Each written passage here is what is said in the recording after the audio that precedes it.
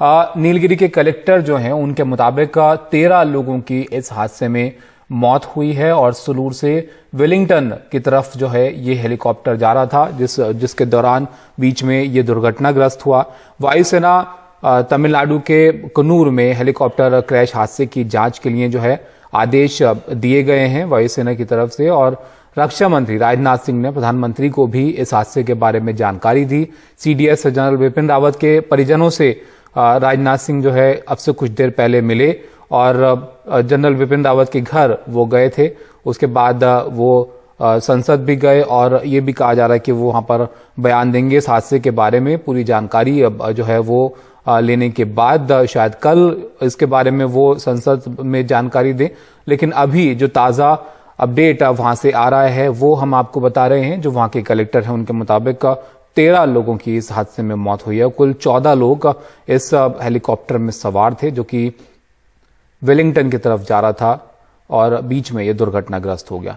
कब क्या हुआ ये आपको हम बता देते हैं ताकि आप इसको समझ सकें कि ये पूरा हादसा जो है कैसे हुआ, किस वक्त हुआ। हालांकि इसकी पूरी जांच जो है वो की जा रही है, जिसके बाद स्थिति और साफ होगी कि इसकी वजहें क्या रही। दरअसल सुबह 9 बजे दिल्ली से विशेष विमान से जो है वो सीडीएस निकले थे। उनको वहां पर एक कार्यक्रम में शिरकत करने जाना था। जनरल विपिन रावत और उनकी पत्नी उनके साथ थे और कुल 9 लोग जो है विमान में सवार थे। उसके साथ क्रू मेंबर जो है इसमें थे।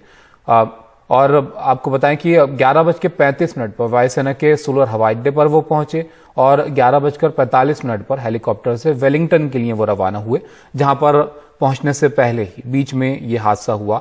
हेलीकॉप्टर में क्रू को मिलाकर कुल 14 लोग सवार थे। सीडीएस विपिन रावत और उनकी पत्नी भी इसके अंदर थी और 12:20 पर नानचाप चतराम कटेरी के पास जो है ये हादसा हुआ।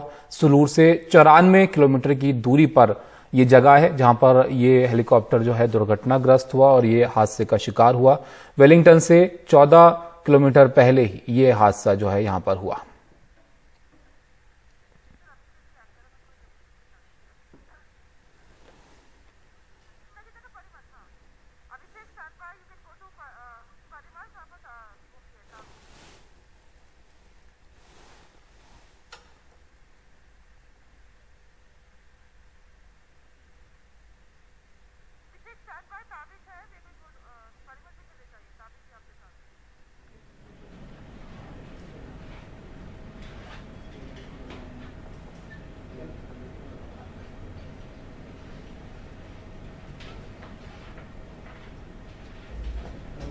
और हमारे साथी परिमल जुड़ रहे हैं। परिमल, सीडीएस विपिन रावत के घर पर हैं। परिमल, आप क्या क्या देख पा रहे हैं? कुछ देर पहले रक्षा मंत्री भी आए थे और कौन से लोग सीडीएस विपिन रावत के घर पहुंचे हुए हैं?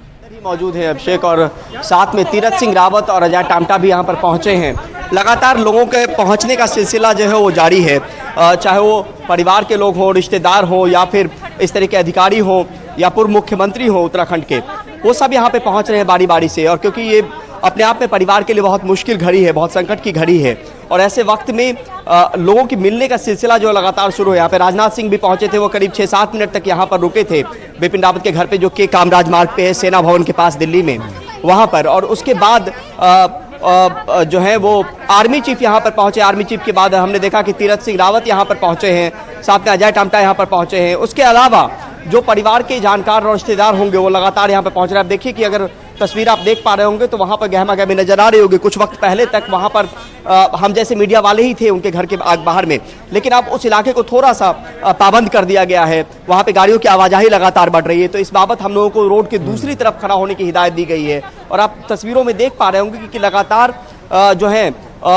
वो कोई निकल रहा है या फिर उस एरिया को वहाँ पर आर्मी के लोग हों या पुलिस के लोग हों वो वहाँ पर मौजूद हैं, क्योंकि यहाँ पर ये सिलसिला यहीं पर थमने वाला नहीं है जो आने जाने का सिलसिला है। क्योंकि ऐसे वक्त में जब ये हेलीकॉप्टर चॉपर क्रैश हुआ है और चीजें बहुत हद तक बहुत स्पष्ट नहीं है, तो हर कोई चाहता है कि जो उनके परिवार के बहुत करीबी है वो परिवार के साथ खड़ा हो, और यही बड़ी वजह है कि लोगों के आने का सिलसिला जो है वो लगातार यहाँ पर जारी है।